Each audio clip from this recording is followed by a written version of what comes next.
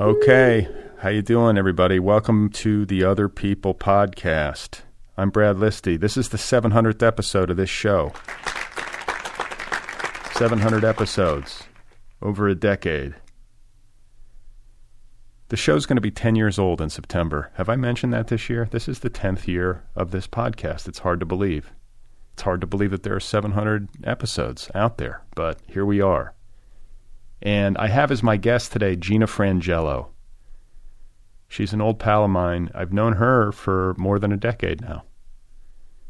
And she has a new memoir out from Counterpoint. It is called Blow Your House Down.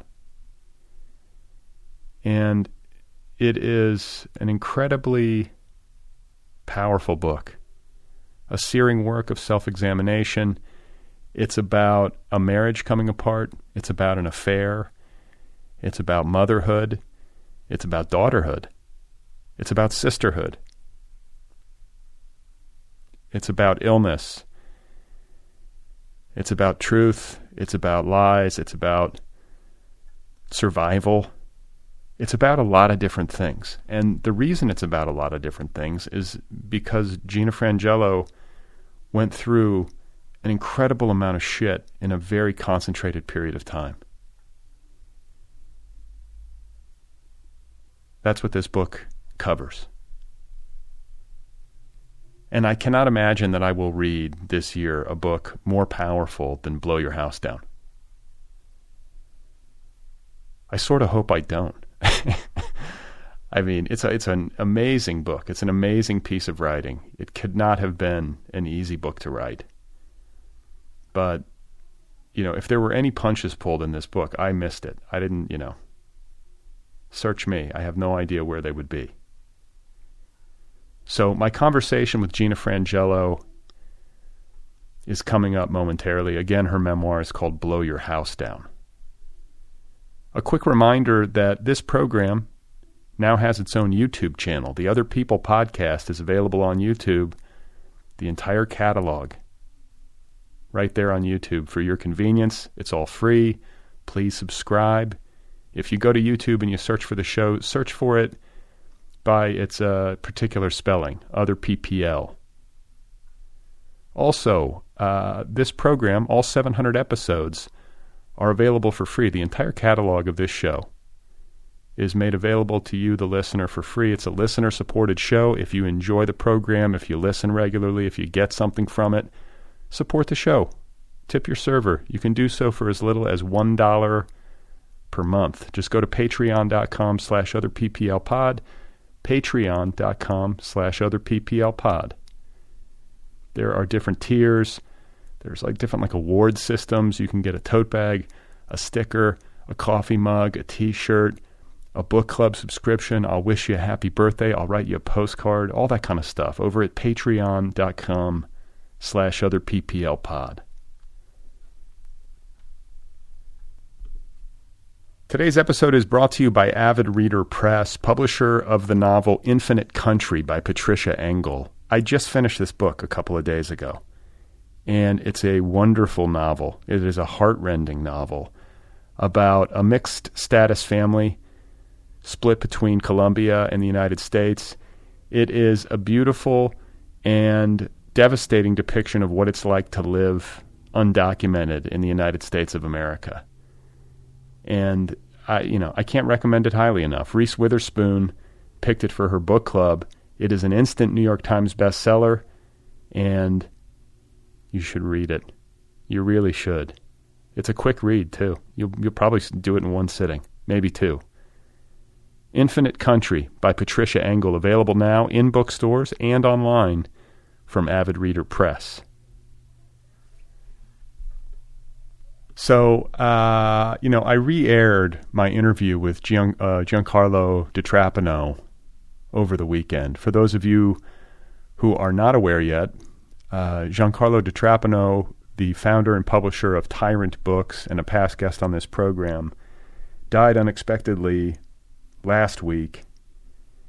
And his death created an enormous outpouring of grief and affection on social media. I don't know if you saw it. I don't know how you could have missed it if you're a literary person online, but He was a friend of mine. I did not know him very well, but I considered him a pal, and certainly a co-conspirator in the literary community, and a real visionary and a unique, one-of-a-kind figure who will be deeply missed. So I just want to give Giancarlo another shout on the program. I've spent the past few days thinking about him and his family a lot. I send everybody who loved him my heartfelt condolences.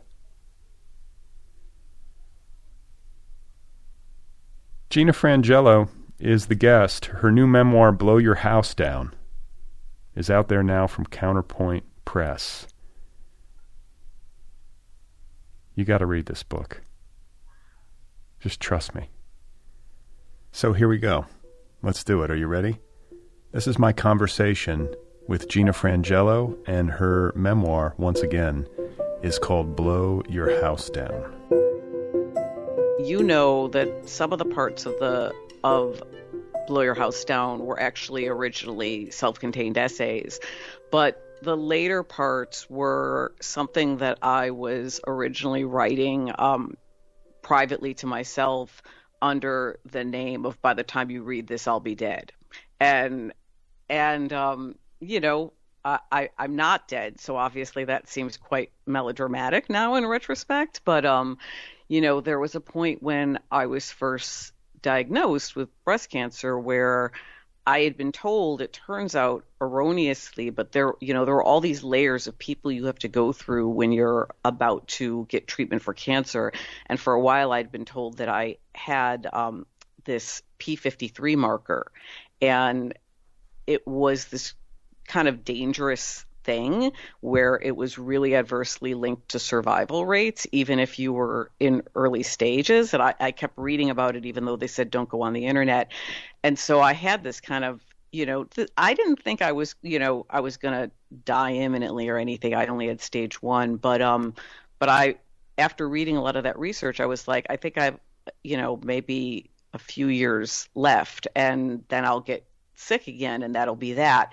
And so there was an urgency to the stuff that I was writing in private. And of course, it all did get, revised, edited, worked on with Dan, et cetera, once it got into the regular book. But there was that sense initially, definitely, to some of the material. Well, okay. And I'm glad my sense of things is semi-accurate. And I should say, too, that because you publish some of this stuff on the Nervous Breakdown, at least in some form, mm-hmm. and because we've known each other a while, I recognize certain things in the book, either because we'd talked about them. Like I remember the trip to Africa, right. I remember just talking with you about that or something. Mm-hmm. And then I remember reading some of this stuff, but it's a credit to you and it's a credit to Dan that this book feels like entirely its own thing. It doesn't feel like a collection of essays. It feels like one story. And it's really unified and beautiful. So you guys did a lot of work on it, I would imagine. We did. The version that Dan originally saw and bought was much more of an essay collection. It was nonlinear and kind of all over the place in terms of like, you didn't always know where you were in time. They were all self-contained essays. And, he said, there's so much happening over the period of time of the book.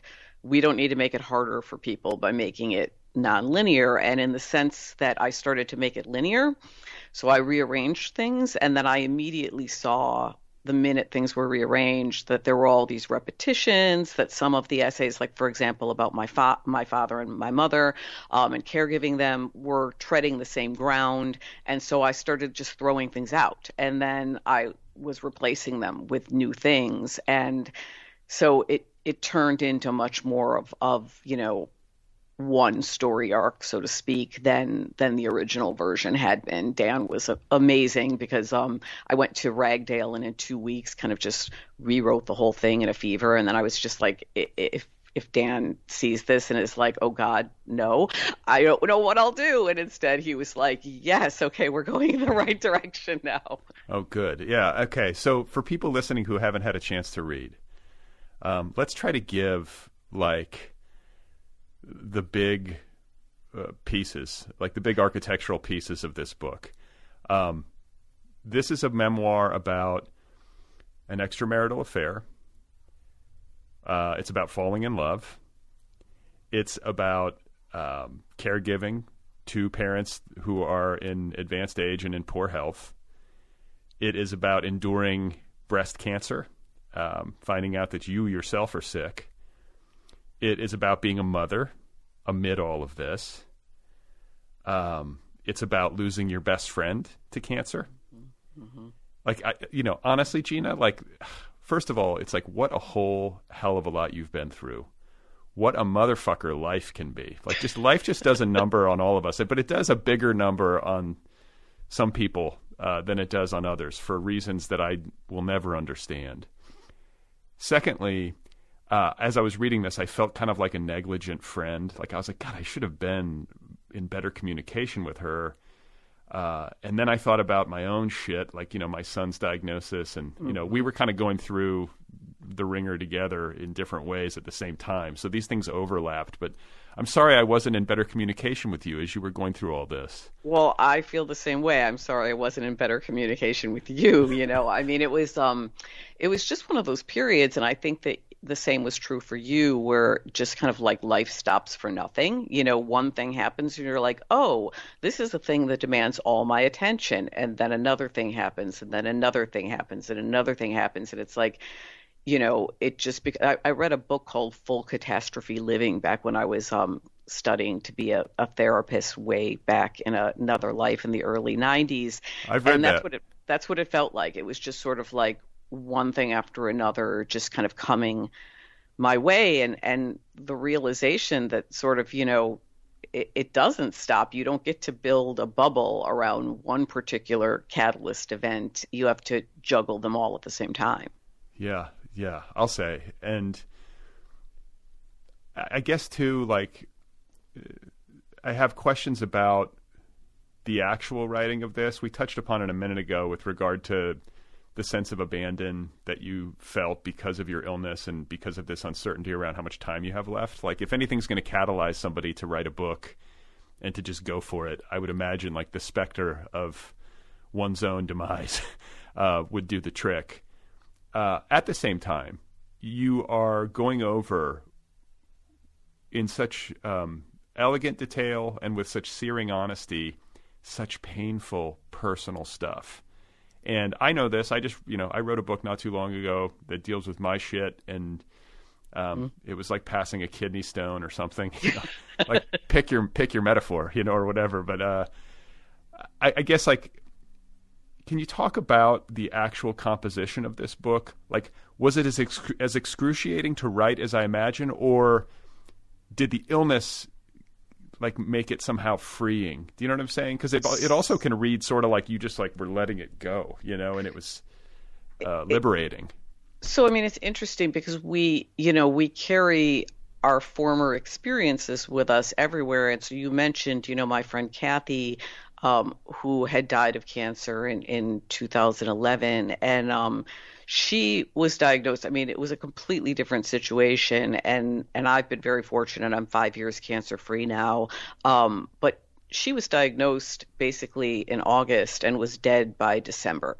And so after that, and I think also, with my father having just died 2 months before my diagnosis, I think I had, and I was going through a divorce, and just things were really difficult in life in general at that time. And so there was just this sense of like, oh, it's all falling down. So of course, with my diagnosis, like, oh, obviously the worst will happen is what I'm thinking at that time, and I feel, I don't want to say I feel silly about it because obviously having cancer is a major experience. But of course, since that time, I've met and spoken to so many people, so many women who have had breast cancer, and I'm much more informed than I was at that time.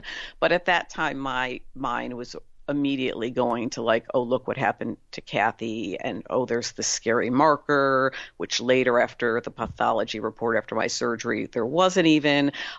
So and then other tests, like then they were like, oh, it's all just exactly what you'd want to see. Like if you're going to have breast cancer, this is the best thing that could possibly happen. And then like a month later, I'm taking the MammaPrint and the Oncotype DX tests, and they're both coming back much higher risk than they had expected. So it was really a roller coaster.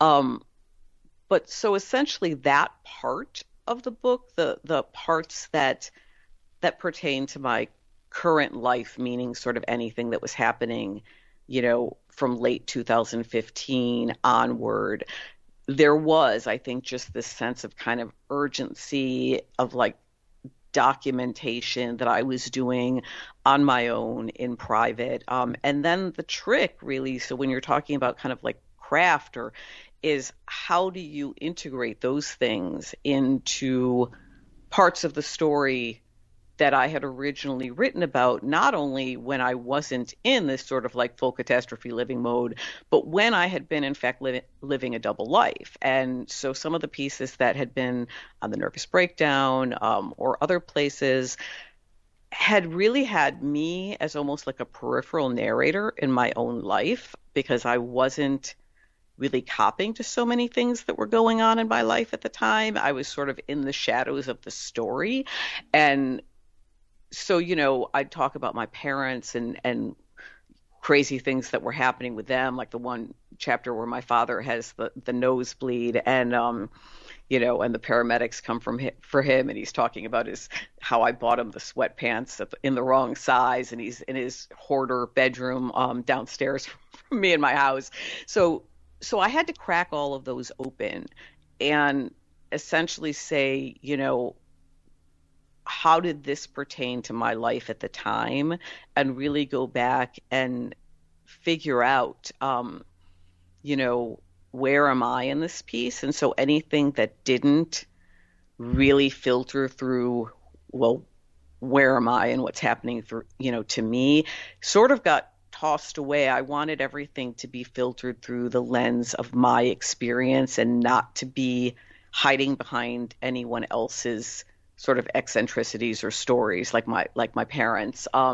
So I would not say that it was at all cathartic, which is funny because I've sat in the audience at many, many readings where memoirists are asked, like, was it cathartic writing this? And the answer is always invariably no. It was like, now I feel more fucked up than ever because it dredged up all these things. So, I mean, I think the writing of it in a first draft was quite liberating. The process of getting it to be artful and part of a whole was somewhat excruciating, because then when you're thinking like it's not just this thing you're writing in secret, but it's something you're putting out into the world. It's scary. Writing a memoir is really scary, and you feel like you've just pretty much shown all the ugliest things of yourself. And it's kind of like what Burroway says, where in fiction only trouble is interesting. And it's really, I guess, probably the same in memoir. So it's sort of like, I'm not in my best light, like anywhere in this book, So that's, it was both liberating and horrifying. Yeah, well, but kudos to you for having the courage to put it out there. Because in my experience, and it could be totally different for you, but I sort of feel like probably this is a universal thing. But what's weird about trying to write memoir or autofiction or something that is close to the bone is that you can sit down with the intent to tell the hard truth, to show the ugly parts, to not look away, from whatever might be discomforting. And even when that is your intent, you are still capable of lying to yourself on the page. Oh, sure, absolutely. Or at least I am. And I'll catch myself in a later edit. I'll be like, wow, I'm just avoiding, or that's not really the whole truth. And when I was reading your book, I felt like any vestige of that, my sense was that it had been scrubbed away and that you hadn't given yourself any outs. That was the experience as a reader. My question to you as the writer is, like, how do you grade yourself?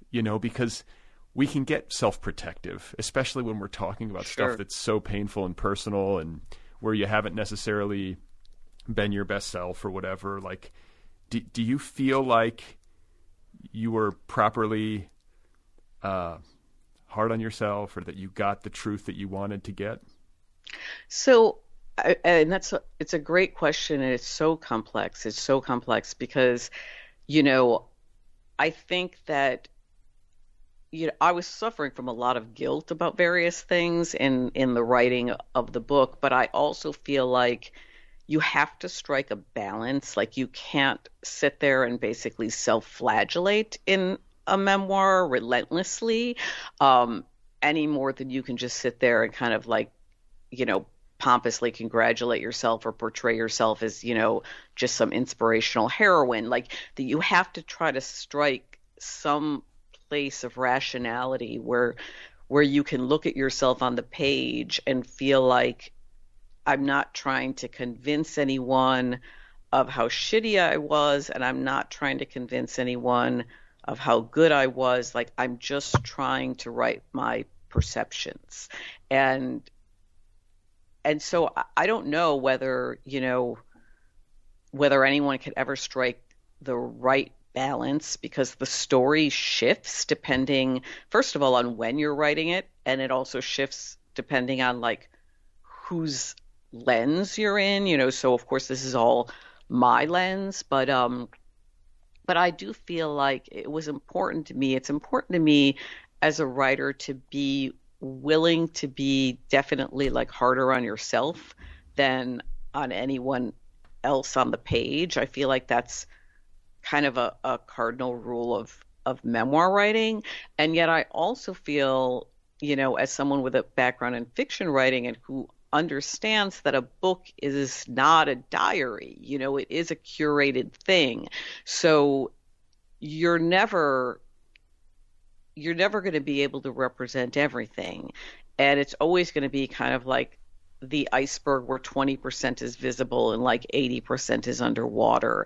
And then you're always going to change the minute you're trying to replicate yourself or replicate the people in your life through language on a screen, or on a page. So I think I had to kind of detach from some of those questions, even though they really dogged me through the writing. Is that eventually I just had to kind of step back and say,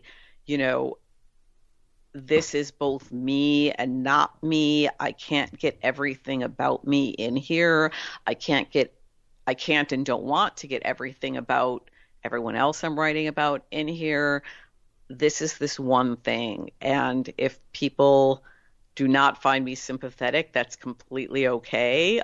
In fiction, I've often written about protagonists who were not necessarily judged as, super sympathetic. And I had to look at myself with some of the same ruthlessness that I would a character I would write about in a novel. Like, if I'm trying to protect that character and make them the beloved character, then I'm not going to like the results. Like, my favorite books show people who are really grappling with inner demons and kind of making sometimes really messy and like fucked up choices. And so there I was, like, I was doing that. And so I just wanted to show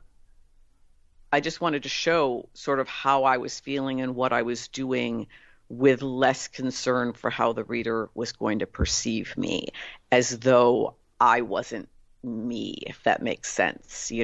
Trying to separate the me from like, oh God, everyone's going to, criticize this character in the book, and take a step back and be like, that's okay.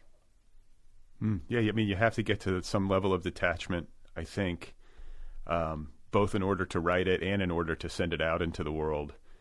And I guess that's kind of like a separate but related question is like, how does it feel to be sending this book out into the world, which, bears so many secrets and difficult revelations, and it's a lot of exposure. And I have to imagine, like, you talked about catharsis and how, that can kind of be misleading.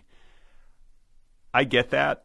I don't necessarily think there's some magical elixir that you're going to find in the writing of a book, but I do think there's a level of catharsis from a creative standpoint, in the sense that when you have something really hard and painful and monumental, or some collection of things, right. some like, cornucopia of suffering or whatever that you're sort of faced with, and that's kind of monolithic in your life. My experience of it was that there was no choice, and it was kind of annoying. Like, you'd sort of rather be writing just about anything. Like, please let me write about a fucking unicorn. I'd give anything to just like write a fun romp. But you sit down at the keyboard and it's like, really? Like, am I really going to write about anything but this? Right?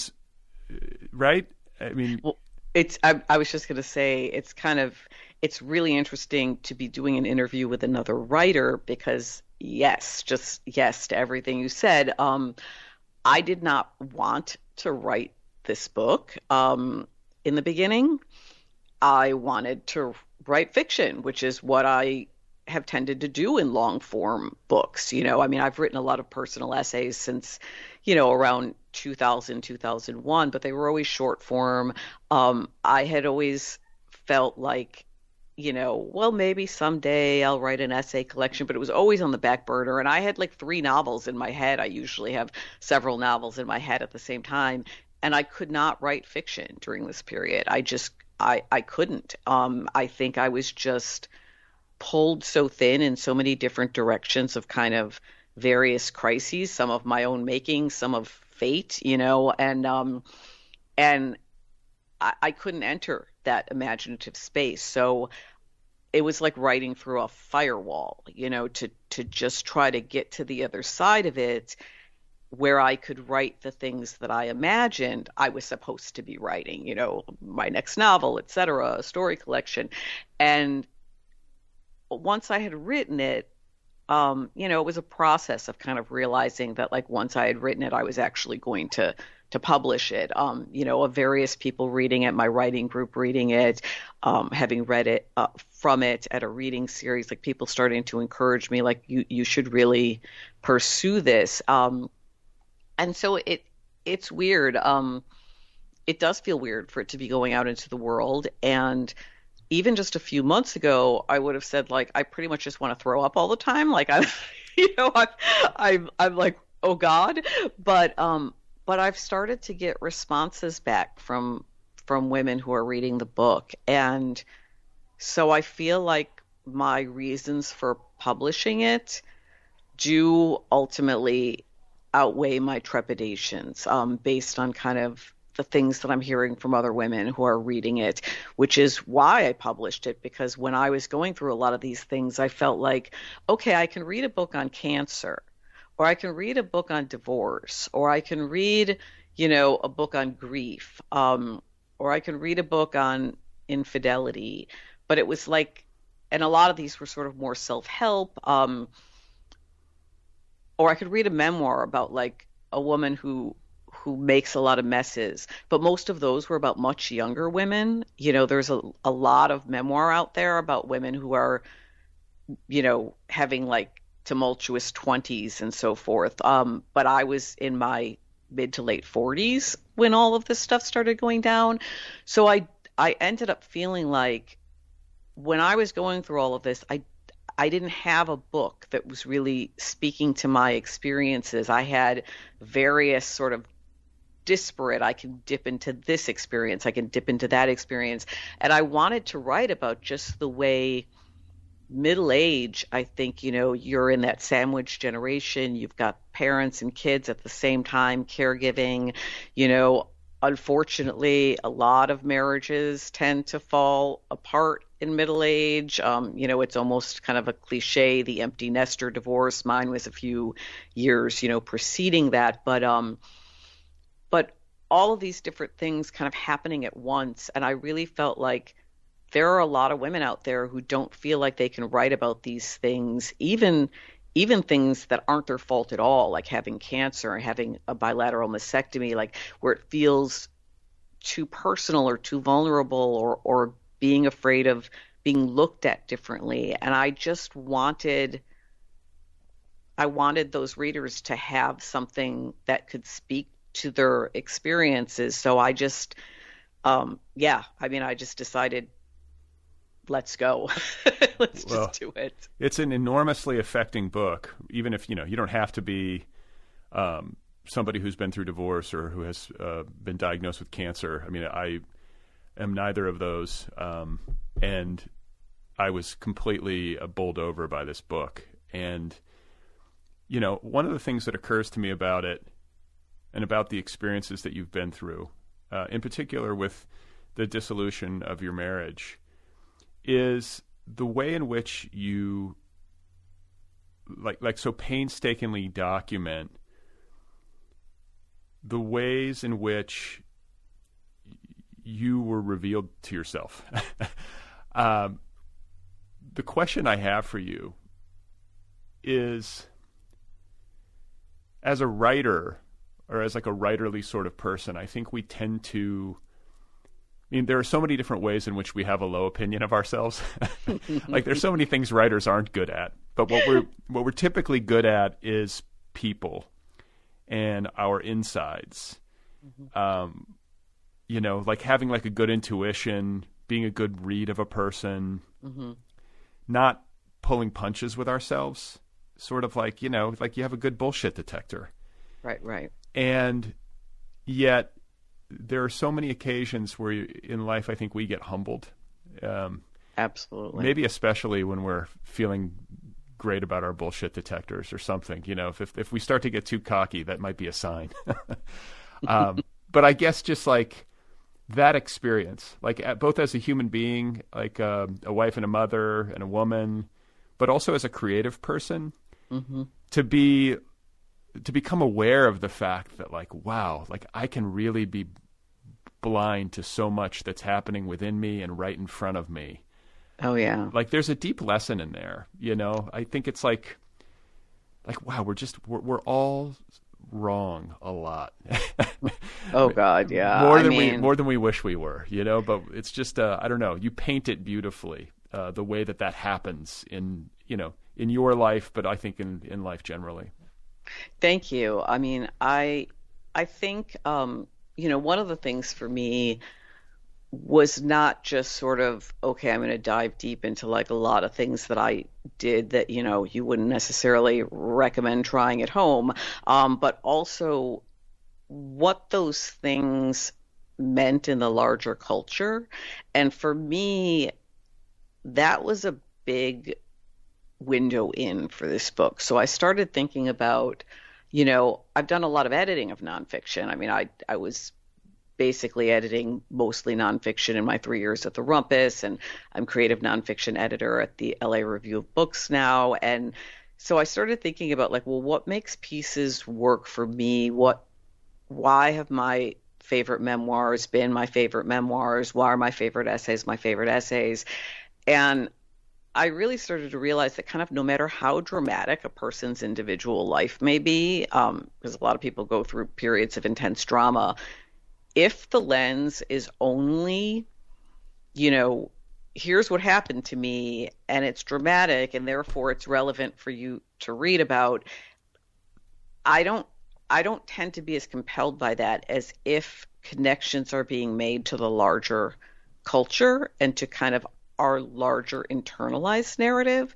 So for me, this was really kind of it was really a deep dive of exploration to sort of start to understand why some of the things that have compelled me as an academic, as a scholar, as a fiction writer, like why have they compelled me? And to start seeing, aspects of feminist theory that I was fascinated by, aspects of like critiques of the medical industrial complex, the way that women are treated in the culture in various different institutional ways.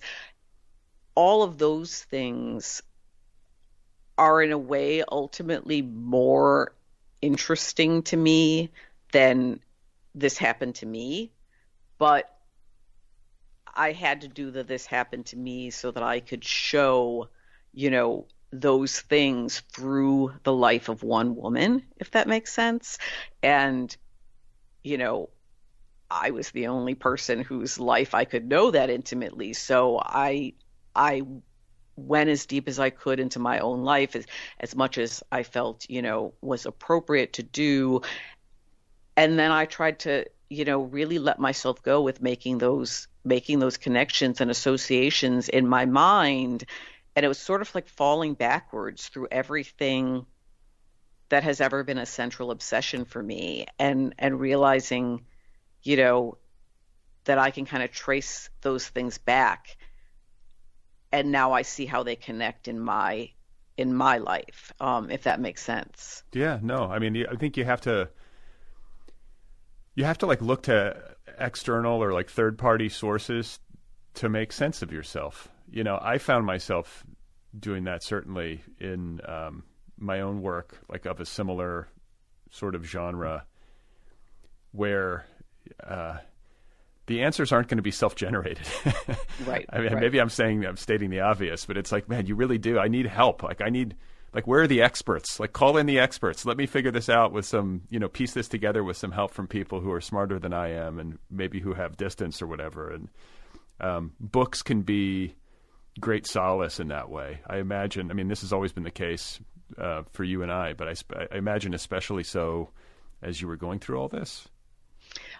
Yes. And, yes, obviously literature is always a solace to me. I was also reading a lot of theory. I'm back in a PhD program, so after 20 years of being away, and one of my original concentrations had been feminist theory, which I updated to gender theory now, and I just did my exams like in March last year.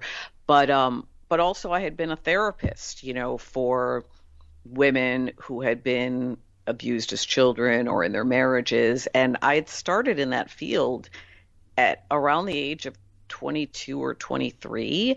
And I had this sort of naive sense then of wanting to give back, because I had grown up in a neighborhood that, had a lot of violence and misogyny in it. And I had this kind of inflated sense of myself that I was somehow untouched and that I could just give back, and I could be in a position where I had something to offer other people as a therapist without having really dealt with a lot of my own shit. And so I think this was, in a way, like I said, the falling backwards into all of those things, and kind of figuring out, like, why am I interested in this? Like, why does this obsess me?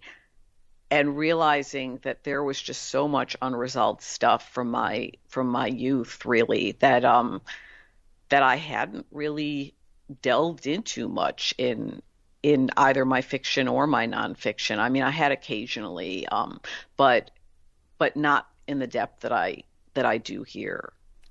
Well, it's interesting because, the way that you describe it in the book is that, or the way that it came off to me is that, you were kind of insulated in your childhood and in the neighborhood and the place that you grew up in kind of a rougher neighborhood in Chicago, by the fact that you had two loving parents. You had a Yes. gentle father, like not perfect people, Yes. not a Ward and June Cleaver relationship or whatever.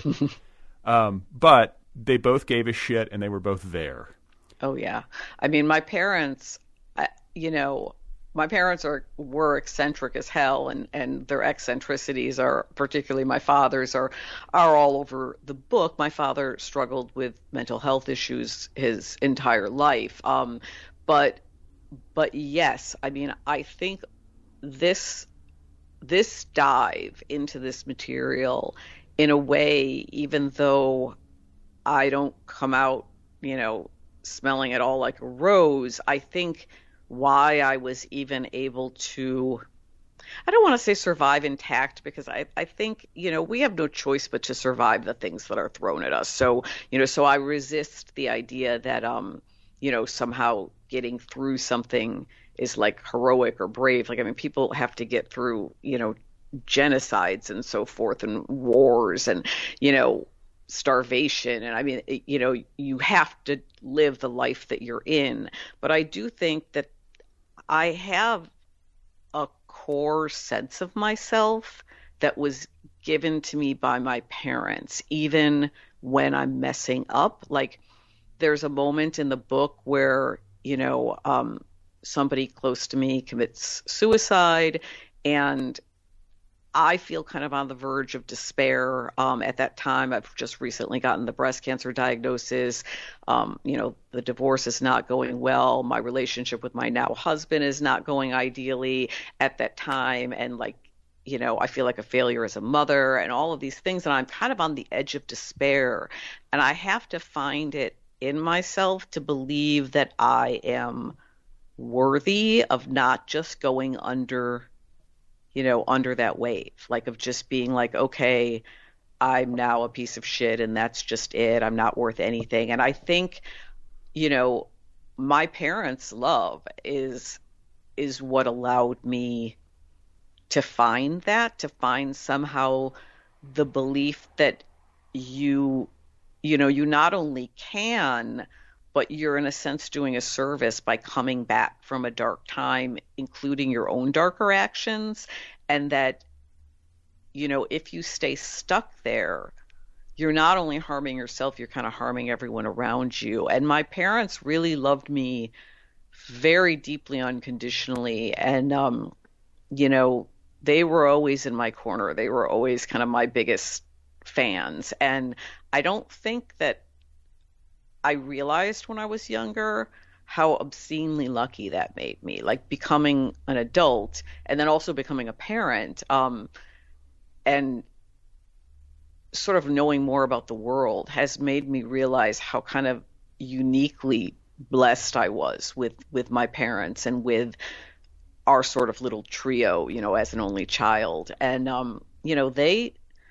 they kept me going even when it wasn't them explicitly keeping me going. Like, my mom was already, her intellect had started to decline already by the time that I was facing some of these things. She wasn't really her former self, and my father had already passed away.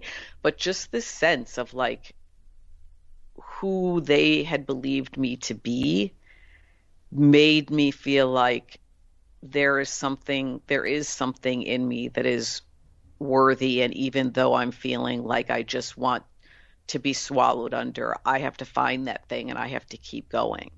Yeah. I mean, you said it beautifully. And I think as a parent, somehow that's encouraging to me, because you're always so terrified. I don't want to fuck this up. Every parent goes through this. I just want to, once you have a child, it's well, okay, now I've got this job. It's a huge responsibility. I think if you're a person who's semi got their shit together, you don't want to fuck it up. And, then you proceed to fuck it up inevitably. Of course, yes. Yes. And so you can sit around bludgeoning yourself for all of your failures. And I've certainly been there, but in some way it's reassuring to think you don't have to be perfect, but if you show up for your kids with a full heart and you try your very best to kind of be there for them, even amid the trials and tribulations of life, even amid personal failings or struggles or whatever, that alone gives them an advantage that so many people don't have. It's there are plenty of people who come from families where the parents have very little interest in them. Yes. And I'm reading a book. I'm actually reading a novel. It's a heartbreaking novel right now about that very thing. And it's just oh my God, that's a weight to live under when your own mother isn't really interested in you, or, flies the coop when you're 2 or something, yeah. That. So I don't know. I feel that. And I think your parents are such winning characters in the book, if I can put it that way. Your dad is, they are. Your dad is so fucking funny. I remember he was so hilarious. Yeah. Yeah. I mean, I remember reading about them on The Nervous Breakdown years and years ago and just being wow, this is a guy who thought he was dead at 35 and who proceeded to live with all sorts of, mental illness and then also physical ailments until he was 92? 93. And what's not even in the book is so his mother, who had come over from Italy, she also thought she was on the perpetual verge of death. She used to call my father in from outside when he was playing, when he was maybe 10 years old, and she'd be like, "Oh, Johnny, I'm gonna die. I want to say goodbye," and my father would be like, "Oh my God," and so, he had grown up that way. He had grown up with a mother who thought like every day was her last day. And she obviously was suffering from really profound PTSD. She lost two children in the flu epidemic. Oh, and of then 1918. Yes, and my father was born in 1921 and named after one of his dead brothers. And so, so she was living with this trauma in a country where she didn't speak the language, in an environment where basically no women knew how to drive or worked outside the home. And so she was living just this insular life in her pain. And she lived upstairs from me when I was growing up. And near the end of her life, she basically returned to Italy and her youth in her mind. I would go visit her in her assisted living facility with my parents. We used to go every week after she could no longer take care of herself. She was leaving the oven on and things like that. She was putting herself in danger. And we would go and visit her, and she would just sing songs in Italian and clap, and I'd dance and so forth. And we all just kind of lived her girlhood with her in Italy, because I think her real life had just become too painful that by that point, only two of her 7 sons were alive. Ugh. And, so yeah. And then things that are in the book, like my father, who was literally just one of the funniest people I will ever know. And often on purpose, sometimes not on purpose, but he also had an amazing sense of humor. He had a very subversive, sly, cynical wit. He could also be really goofy. He would show up at my cousin's house, like, wearing one of my mom's wigs and like some wild 70s sunglasses, like, and do what he used to call the rubber legs dance on the porch. So he was a very funny guy, but my parents also had a lot of regret in their life. Like my father never graduated from 8th grade. He dropped out to take a job at a factory and help support his family. And my mother had been given a suitcase by her parents for her high school graduation. So basically like hit the road, and wasn't able to go to college. Her stepfather said, she'll only get married anyway. It's pointless for a girl. And, so they both lived, both happy lives. I mean, we were a very happy family, but also lives full of profound regret of roads not taken. And I think like when I was at my lowest, kind of remembering the fact that my parents may have had a lot of grief and issues in their lives, even with each other. I mean, they had an asexual marriage for pretty much my entire life. But they were always still able to be present for me and to show me love. And I guess I kind of was able at least to believe that was possible, because they had done it, so that you don't have to be happy in every moment or in a good mood in every moment to show your kids love. You don't have to always love yourself in every moment to show your kids love. And so that was what really guided me, and still does. I mean, because they were just very loving no matter what happened. And they went through a lot. One of the kind of smaller side stories that you tell in the book related to your childhood is really touching, and it's the story, and I'm going to, forgive me if I'm messing up the name. Is it Angie? Yes, well, Angie's a composite character anyway. Okay. So, which I've talked about in a couple of interviews, and there's a disclaimer at the beginning of the book that mentions that some people are composite characters. So she's a sort of a conglomeration of a few girls I was very close to in my youth. And sort of to protect each's privacy, I merged them into one person. But yeah, so I don't know what you were just going to ask about her, but yes, carry on. Well, Angie's kind of, the way that she's depicted in the book is this young, beautiful, smart, fun, young girl that you sort of idolized in a way. She was kind of like a bad girl too, and a tomboy, and I think I have that right. But the way that you describe that relationship, and the way that the relationship kind of culminates with respect to your parents and with respect to the family situation that you were in, which is set against the backdrop of this tough neighborhood and all that entailed, like the abuse, the misogyny, the crime, the danger, that I think as a kid, you just sort of are either blind to it, or you just kind of, that's the water that you're swimming in, when you're a kid. But I think it strikes me as like really poignant that, when you got to a certain age, you got to a point with this Angie character or with various friends of yours where they expressed their envy of you, even though you had been envying them all this time because of the secure bubble that your parents kind of provided you amid all of this. But what it also brings to mind, and I have some experience with this because I grew up with like a Ward and June Cleaver kind of Midwestern upbringing with parents who, were just the best. And nice Wisconsin boy.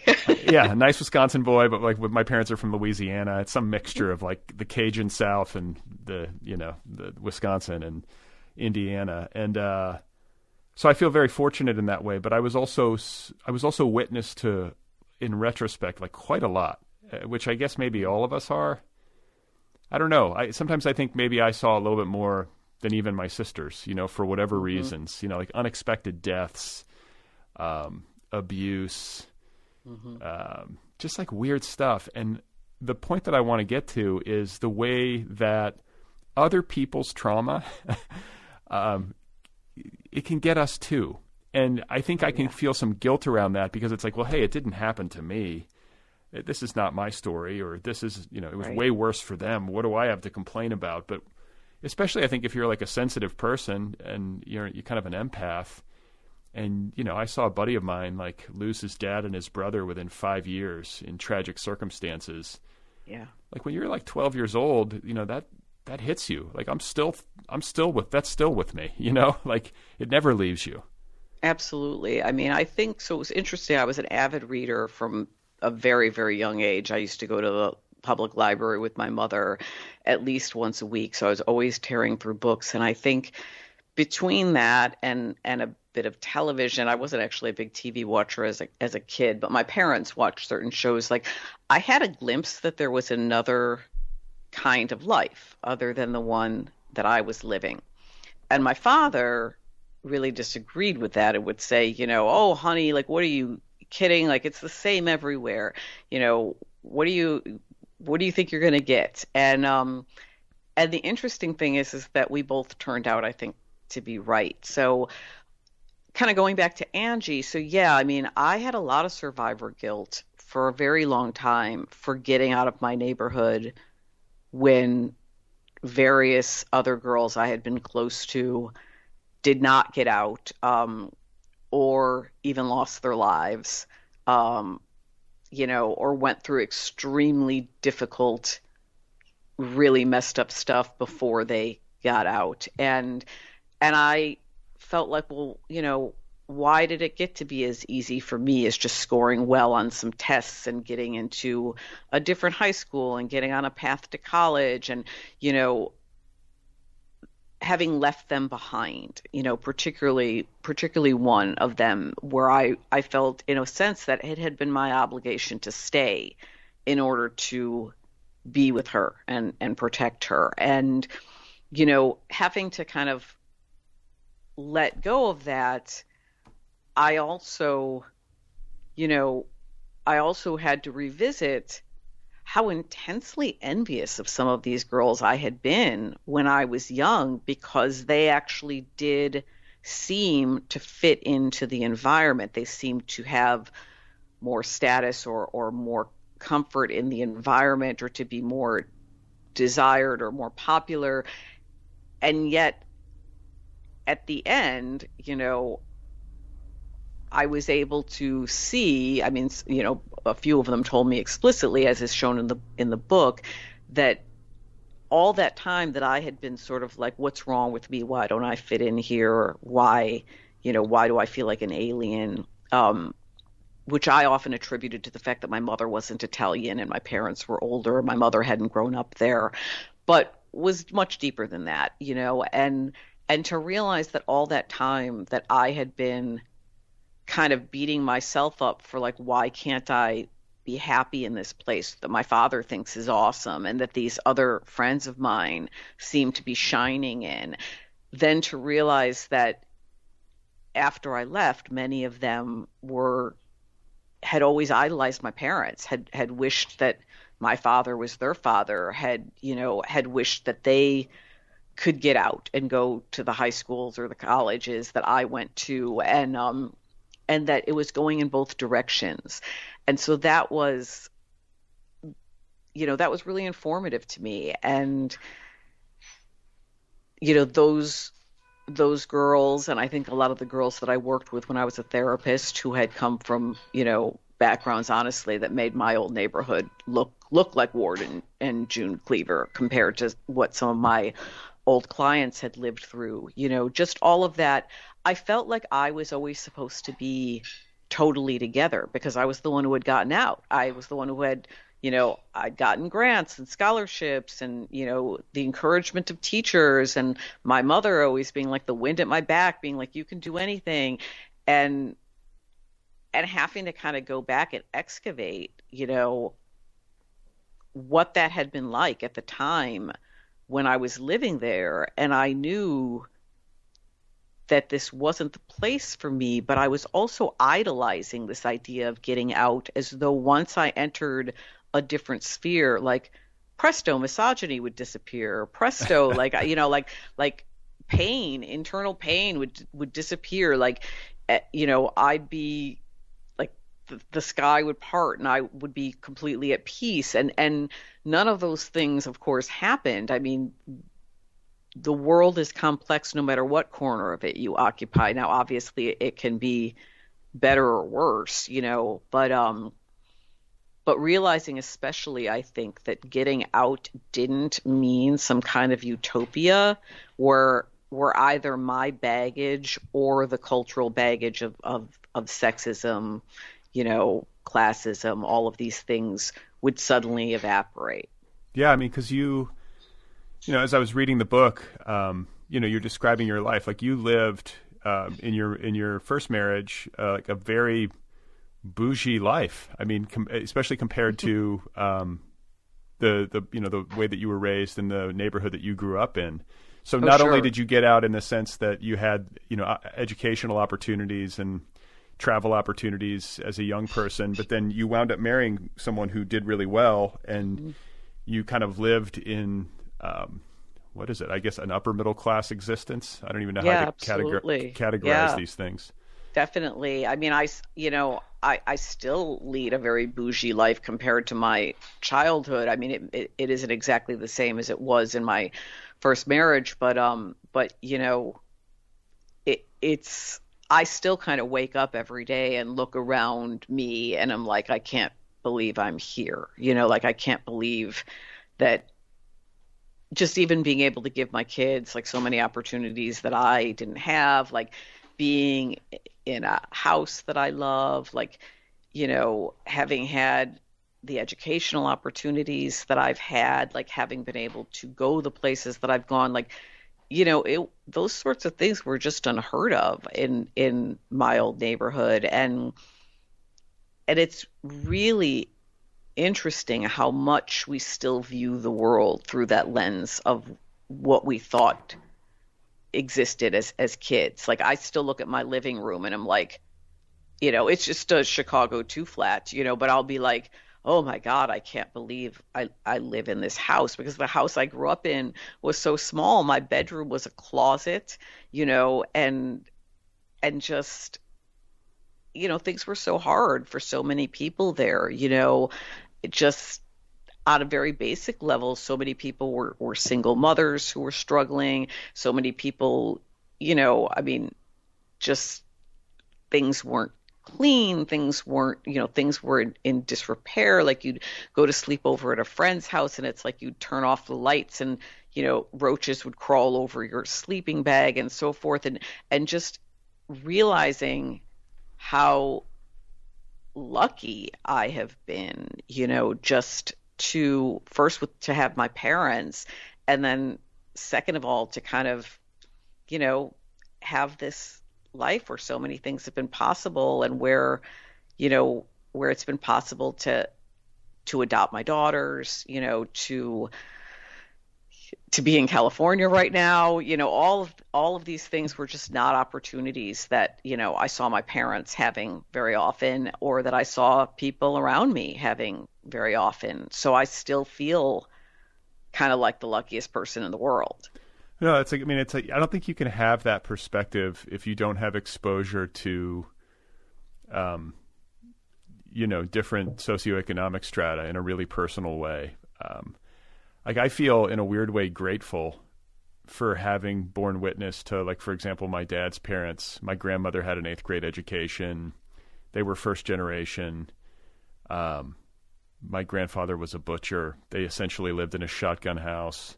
Mm-hmm. Just like, they lived off of Social Security essentially, and like whatever right. My dad and his brother helped them out with in their later years. So I grew up going there for Christmas, Right. Like the sofa was like, it had like kind of vinyl on it or something. Mm-hmm. I just remember sleeping on it, like my face would be sticking to it, It probably had a cover. You have to have a cover, yeah. Brad. That's the thing in Italian culture. I don't have a cover, but like every house had plastic on the furniture. Yes. I remember sleeping, my friend Alicia's in the book by name, and I used to go sleep over at her house, and I'd be lying on her plastic sofa with the Afghan over me, right. Just like sticking to it every time I moved around. And my grandmother, we used to eat, dinner in the kitchen, and they had this like really, like a knockoff copy of the Last Supper painting, the famous Last Supper painting. Oh God! Like so Italian, and like a big Virgin Mary statue in the front yard, and all that kind of stuff. And what have we talked about the Italian roots that we have? Like, where in Italy are the Frangellos from? So my dad's family is from Calabria, from a town called Belsito, and yeah, my grandmother came over when she was about 18 or 19, with my father's eldest brother, and her husband was already in Chicago. We were actually, like, in my old neighborhood, we were actually quite fortunate, even in that context, like beyond just my parents being loving, but my grandfather had actually purchased the house that we lived in when he came over after working. And so we owned property, which was extremely lucky, because I had a lot of friends whose, single mothers were not able to make rent, who had kind of like creepy arrangements with landlords, etc. It was, definitely. And just, I think also, the violence was very casual. We didn't have anything like social workers or counselors in the school. So, like if a kid came to school all bruised up, like no one said anything, no one did anything. And, it's in the book that there was, there was a gang rape in my neighborhood at one point, and it's like, nothing happened, and so I grew up kind of with this idea that,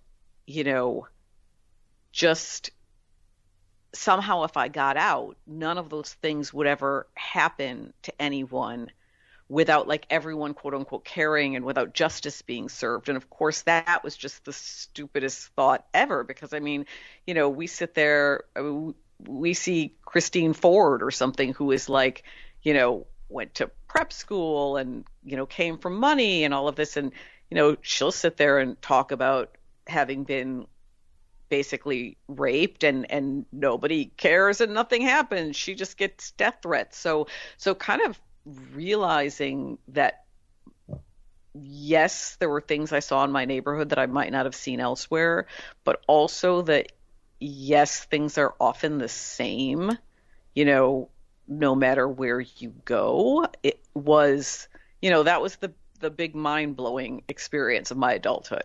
Yeah, you're like, I finally got out. I made it. I'm here. Oh shit, everything's the same. Yeah, it's like, exactly. Like maybe you get to buy a dress from Anthropology, but like, it's like misogyny doesn't go away, violence doesn't go away. So I want to talk to you about love. Oh, let's talk about love. Yeah, because it made, your book really made me think. It goes into this, about love and relationships. You talk about your parents being together, and what struck me anyway, it's a kind of loving relationship and a kind of happy marriage, even though it was asexual. I think they really loved each other. They right? did really love each other. I mean, my father. Thank God my father died before my mother, because if she had died, he would not have wanted to live another hour. I mean, my father, he kind of worshipped my mother, even though he had a lot of demons. He had sexual dysfunction. Like he couldn't be attracted, I think, to someone who was his wife and the mother of his child. It was that Madonna whore thing, but which, is unfortunately, I think, very common of Italian men of his generation. So, he had a lot of self-loathing, I think, too, that informed his sexual identity, so to speak, about which I still don't know that much. I only know what my mother told me. But there's no question that they loved each other. They were really kind to each other. I really rarely ever heard them raise their voice at each other. There was a tenderness between them. And my mother was incredibly generous towards my father, because he had a lot of limitations. Like there's a part of the book where my mom's been in an assisted living facility recovering from an accident and pneumonia and surgery on her foot, and like she keeps trying to come home, but then things are going wrong and she gets put back in. And and my father wouldn't go visit her. My father avoided difficult things. He couldn't face a lot of difficult things, so he would just avoid. And my mother just knew him very well and didn't judge him for things like that. She mourned his death incredibly, and I mean, we both did. Okay, so there's one example of a love relationship, and then there's the example of you and Rob, your current husband. Yes.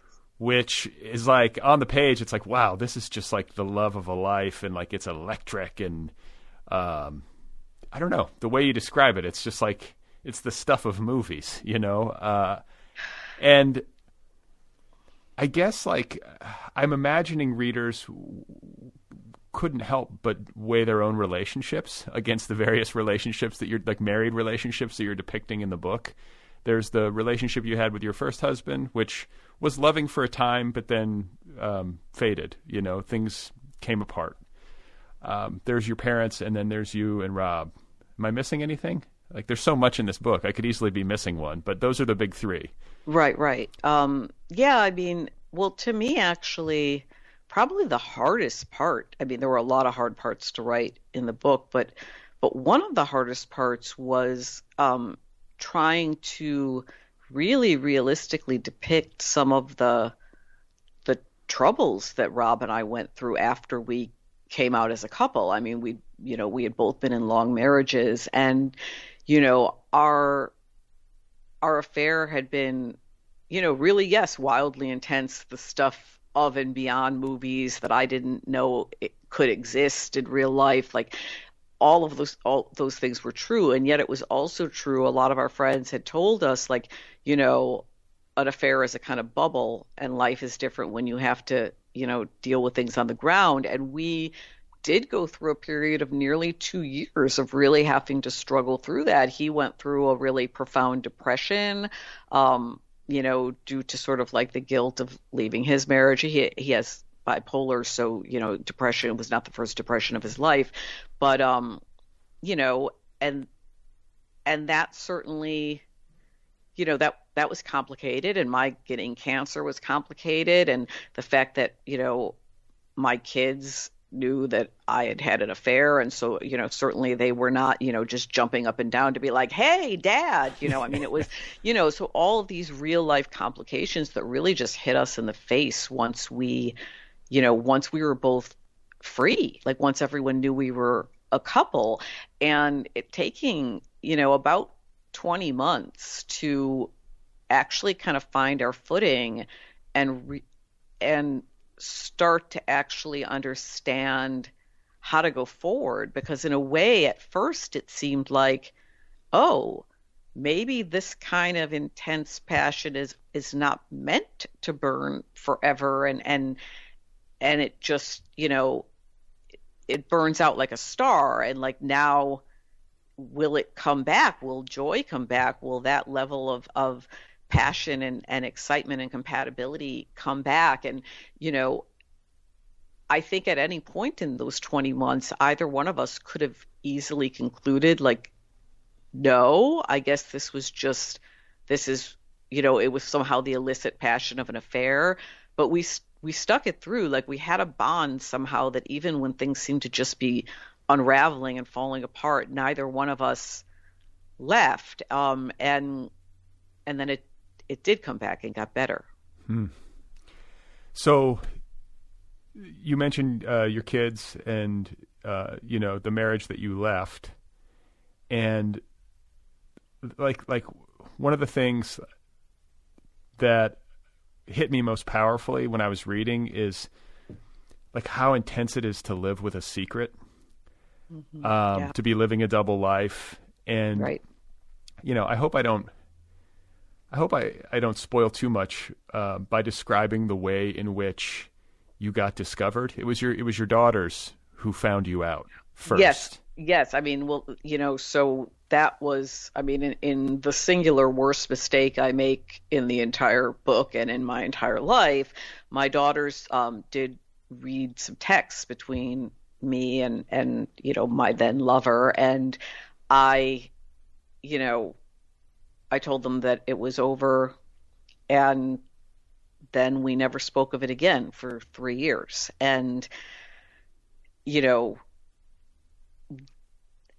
they could only speak to how much that impacted them. I mean, I'm not, of course, a mind reader, but obviously it impacted them, and it impacted my ex-husband, because 3 people in the house knew something that he didn't know. And, it was a very toxic time, and the complexity of that toxic time existing in tandem with this sort of electric, amazing, period of sort of self-discovery, romantic and sexual awakening, like within the affair, it sort of really left me not knowing which end was up, because life was just sort of like incredible highs and incredible lows, incredible self-discovery and incredible self-loathing, like all of these things happening at once. I definitely, I want the book to basically encourage people to explore what they want, and to think about what they want out of their lives, which is what happened to me after my friend Kathy died, is kind of realizing like, wow, you can't always just maintain the status quo. Life is short, and making the decision that in the end I would rather regret things I had done than things I hadn't done.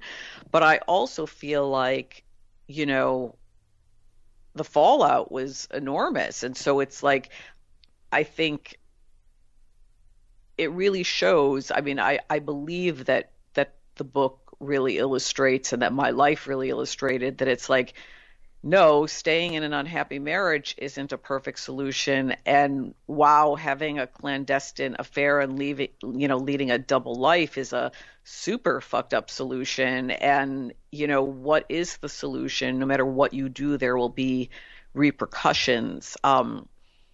But you have to figure out that path for yourself. What are you going to do? And there's no easy answer. Like, no, I mean, the better answer obviously would be like, if you're unhappy, leave, don't lead a double life, or some variation on that, so, but I didn't have the courage to do that at that time. Well, I don't know. It feels very human to me. Like those scenes that you're writing where your daughters find you out and then you're talking to them about it. And then it's almost like I can see you like, trying to plug a leak, in a ship, Sure. like desperately Sure. just trying to like plug the leaks and say, okay, we're going to keep this thing afloat. And they know I've come clean. It's over. It's over. Like, let's just see if we can continue to go. And, You tell yourself a lot of lies. I mean, I at that point, truly, sincerely had no idea that I was going to end up imploding my marriage in 3 years. I didn't see myself leaving my marriage. I mean, there was a point where, Rob was briefly free. I don't think it's in the book, but he had asked for a separation. He was sort of briefly, unattached in the world, and I could have spoken up and come clean too, but I didn't at that point have any concept that I was going to leave my marriage. I didn't see it really as an option. We were a family, and so I just had it in my head that like this is just what I'm doing. And when I look back, I kind of am like, what was I thinking? But at the time, it really made sense. Yes, it was like, I felt very much like I had to put my finger in a leak. I had to make this work. I had to make everything okay somehow, even though things hadn't been okay for a while, and that it was my responsibility to do that, even though I was also a real agent and catalyst of the final blows of the relationship. Yeah, I mean, and like the scene at the Wisconsin Dells, as a guy who grew up in Wisconsin, I was just like, of course, she comes clean to the Wisconsin Dells. I know. Of all places, a water park. Yeah. That's, you don't know, how when you're writing a character, Brad, in fiction, and they start to have a life of their own and just start saying things that you're like, wait, that's not how I meant this character to be. I mean,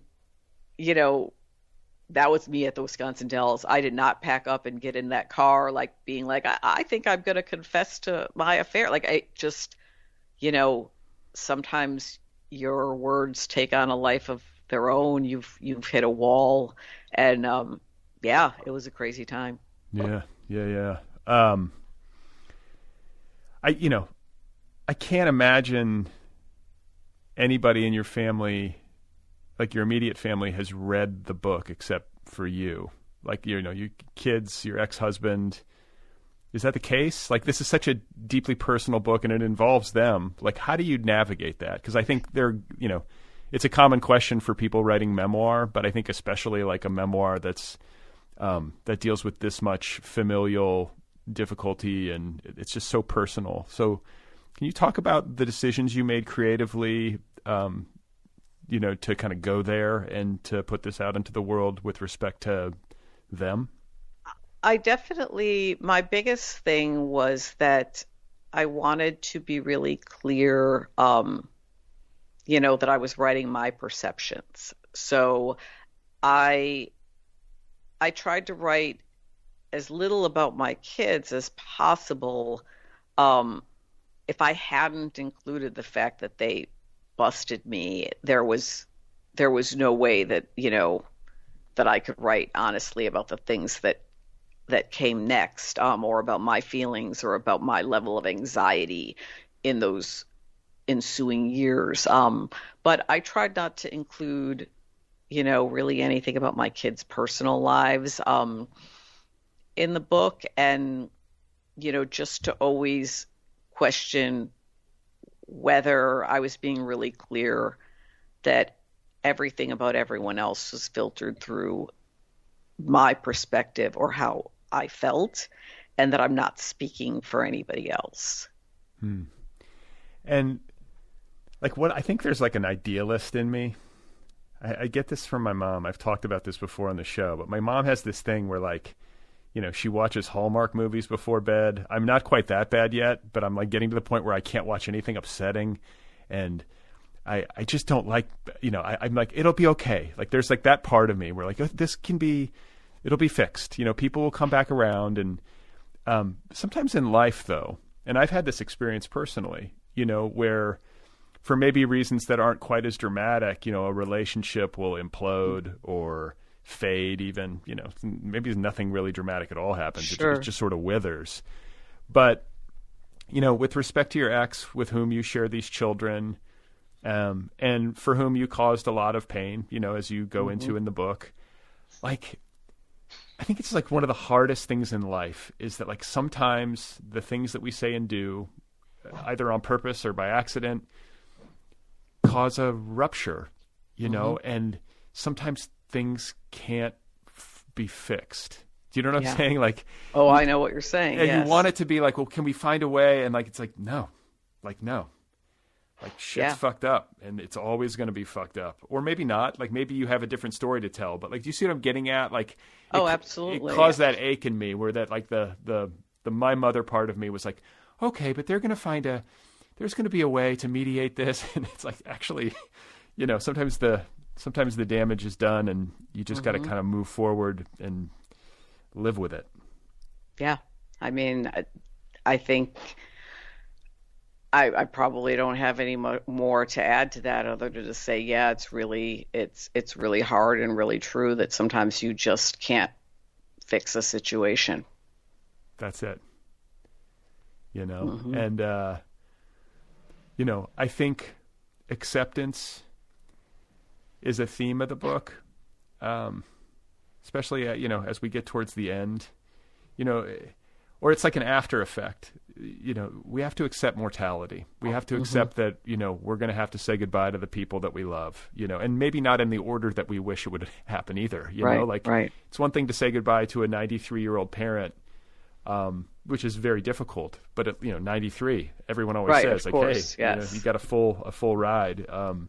Particularly for a guy who thought he was dying since he was 30. So he got a long ride. Yeah, but it's difficult, but we have to accept that.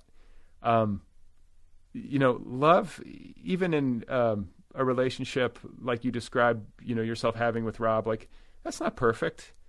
And there's nothing's perfect. Nothing is, and it's going to be ups and downs, and there's going to be things that are really satisfying. There are going to be things that aren't satisfying.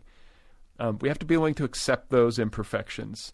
Yeah. We have to be willing to accept that, like, we're going to fuck up as parents. We're not going to deliver in every possible way that we wish we could for our kids. And in some ways, we're going to probably fail them miserably. Got to accept that. I think about, like, my son's health situation.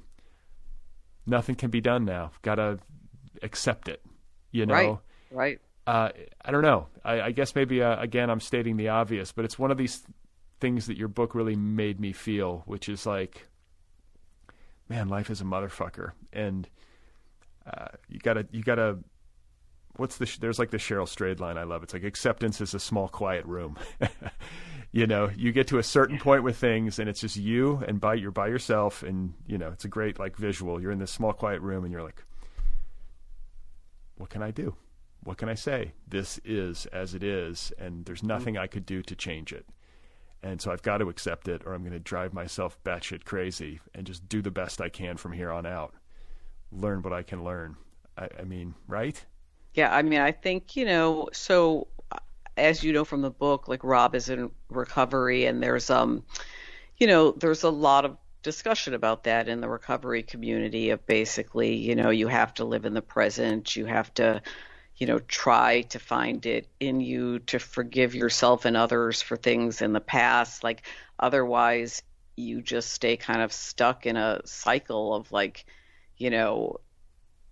guilt and inability to move, inability to act. And, and I think that it's an interesting thing. I think that self-forgiveness, and I think that the ability to love yourself to, at least a certain degree, are also really parts of the ability to be kind to that we don't talk about enough. Like, that it can be really difficult to be kind and do constructive things in the world when you're in a state of constant tumult or self-loathing or anger or shame or any of those things. And So, you know, you can kind of beat your head against the wall of certain outcomes that are not what you would have wanted or not what you would have chosen.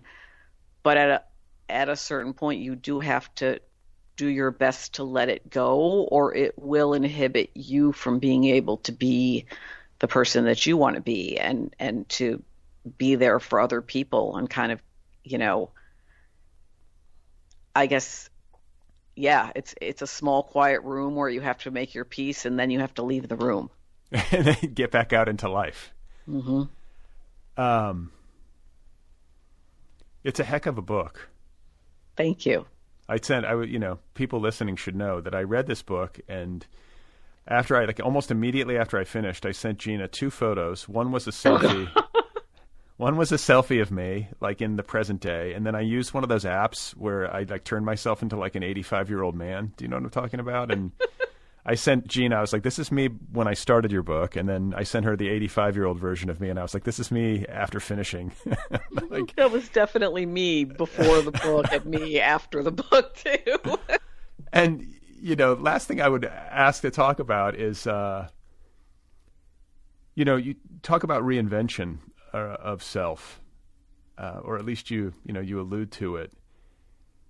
You were living a certain kind of life in your previous marriage, like this upper middle class, like Chicago family life. And after the divorce, like you just sort of like jumped out of the plane, basically. You kind of said, I'm going to remake my life on my own terms. I'm not going to request support. So you've had to reinvent yourself in a lot of ways. Like it feels like that to me, like it feels like a courageous move. And I guess I'm wondering about it, like having to kind of go back out into the world and make your own way, at a stage of life when it might be harder to do that than it would be if you've got youth on your side. Do you see what I'm saying? I mean, yeah, there definitely have been components of that. I mean, so, not as radically as happens to some people who get divorced. And I mean, divorce is really traumatic, but, I was able to stay in our home with the 3 kids, and my father had passed away by then, but with my mother. And so there was that, and that's been huge. But yes, I had to go from essentially having been, completely financially supported and able to do, all the fun literary philanthropic things that I did that, have meant an enormous amount to me in my life, like for, helping to launch the fiction section at TNB, my work at the Rumpus, having had my own press, working at Other Voices magazine before then, kind of pursuing adjunct gigs rather than, going on that market and looking for tenure. Like I made a lot of decisions that were within the context of a marriage that I'm no longer in. And so, yeah, it's been a certain amount of reinvention to have to figure out how to be a primary breadwinner, how to make a living wage, which, is harder and harder in the gig economy. And I had, I'd left my PhD program in the late 90s. I got to live overseas quite a bit because my ex was working there, and so I didn't complete the program, and that didn't seem important to me at the time. Like I felt like I had gotten everything I really wanted out of the program. I'd loved the coursework, I'd loved workshopping. I had read a lot of books on my lists, but I didn't go through with prelims, et cetera. And then I found myself, in my late 40s, like in the middle of kind of cancer treatments, like without a terminal degree in academia. So it has, it's been definitely kind of a challenge to piece together a living, but I'm also really privileged to have had a lot of education and a lot of disparate work experiences, even when they were not financially compensated, that I have been able to figure out ways to do it, even though they haven't always been conventional. Like I started a business with Emily Rapp Black, and, I've had visiting lectureships, different adjunct gigs, sold a book, still doing options on another book, so it wasn't easy, but it was easier for me than it has been for some other people who I've known, and I've been luckier than not in that regard. That's generous. It's still tough, like it's still tough. But I hear you, like having a home alone, just having a place to live. Mm-hmm. It's huge. It's huge. Well, oh yeah. And you said options. So this is for one of your novels? Because I was looking on the back of your book and it's like, you got a blurb from Charlize Theron. That's something you don't see every day. She optioned 2 of my books. She optioned A Life in Men, which is still under development. They're still working on that one. And she also optioned Every Kind of Wanting, my last novel. That one didn't go anywhere. But yeah, we're still waiting to see what's going to happen with A Life in Men. Okay. Well, congratulations on the book. It's a fine achievement, to put this all down as beautifully as you have after all that you've been through. I'm so happy you're well. Thank you. After all that you've been through. And I think this book is going to connect with a lot of people. That would be my guess. And it's going to be of service to a lot of people because it says a lot of things that people think and feel and go through, but that don't often get languaged. So kudos to you for that. Thank you. One of the things that was really important to me also is that the book be able to contribute to people beyond those who would buy it and read it. So, I decided to donate the royalties for the book to a place called Deborah's Place in Chicago that helps women who are facing homelessness. It just seemed to me like if I was going to put so much of myself out there, I wanted to try to do some good with it if possible. Oh, wow. Okay. And then also, what's this business you have with Emily Rapp Black? Let's plug that. It's called Cersei Consulting, and we're basically a full-service LLC for writers. We do online classes. We're doing a retreat in Ketchum, Idaho in September that had to be postponed from last year because of COVID. We do developmental editing. We do ghostwriting, we do all the things. And I adore Emily, and her nonfiction has been incredibly formative and inspirational to me. So it's great to get to work with her. We've been really good friends for a long time. And the women that we've had a chance to work with have blown my mind on the regular. I feel really privileged to be able to kind of share space with them. It's been a great experience. We've been around for about a year now. What's it called again? Cersei Consulting. And where can this be found on the internet? Can it? CerseiConsulting.net. Okay. And is it just for women? No, absolutely not. I have plenty of developmental editing clients who are men. We've only had one man in our classes. You better watch out. I'm going to show up and catch him with my suitcase. So yeah, but a lot of the individual clients are men. All right. Well, listen, it's great to hear your voice and to see your face and to talk with you. Let's be in touch more frequently. Totally. I miss you. All right, everybody. There you go. That's Gina Frangello. Her new memoir is called Blow Your House Down. It's available from Counterpoint Press. You can find Gina on the internet at ginafrangello.com. You can follow her on Twitter. Her handle over there is at Gina Frangello. It's a great book, Blow Your House Down. Available now where books are sold. Go get your copy. Do it.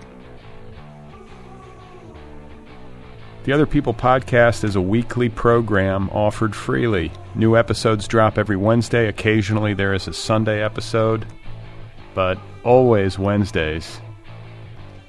You can listen over at Spotify. You can listen on Stitcher. You can listen via Apple Podcasts, wherever you find podcasts. You can find the show online at otherppl.com. You can support the show at patreon.com/otherpplpod. Patreon.com/otherpplpod. Get a postcard from me. Get happy birthday wishes, a coffee mug. Come on. Patreon.com/otherpplpod. If you have thoughts on the program, if you have a story to tell me, You can email me at letters@otherppl.com.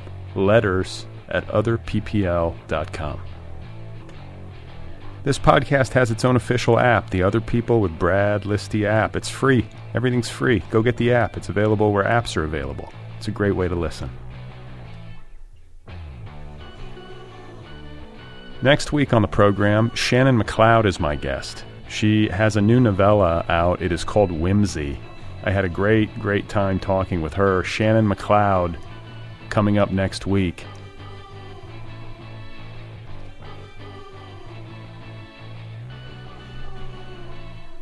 Such sad news about Giancarlo Di Trapano. I can't get him out of my head. What a loss. What a rough year this past year has been for pretty much everybody. I did not need this news, you know? I don't think any of us.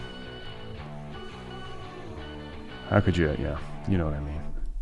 We'll miss you, Gian.